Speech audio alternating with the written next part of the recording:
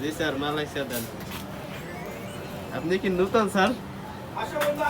চা বানান যে আমার একটা আঙ্কেল আছে, আঙ্কেলের দোকানে একটু হেল্প করে দেয়, কিন্তু আঙ্কেল একা একা পারে না। আমি যখন চা খাই তখন বানাই খাই না, নিজে হাতে বানাই খাইতে অনেক ভালো লাগে। এই জন্য ভাবলাম আজকে তোমার একটা চা খাওয়াই, জি স্যার। আমিও একটা খাই নাকি? হ্যাঁ স্যার, একটু ভালো করে লাড়াচাড়া দিয়ে না স্যার। চা অল্প হয়ে গেছে না? না না, দুধ অল্পই খাই। না ভাই, আমার তো হবে না, আরো লাগবে।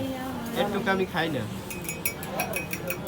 বেশি বেশি। এই দেখো কম হয়ে গেছে, কাপের নিচে পড়ে রয়েছে। দেখো দেখো, তোমরা সবাই নতুন চা বানাই।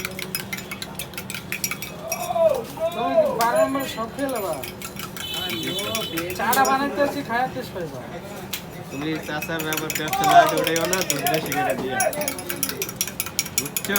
মানে যারা যারা চা খাইবে 12 নম্বর গোল চোখ করে এদের চিপের ভিতরে এই যে একটা দোকানে ফোন এসে মুরব্বি এখানে চা খাইবে। লাও লাও লাও লাও, এই যে চা, কথা শোনো না।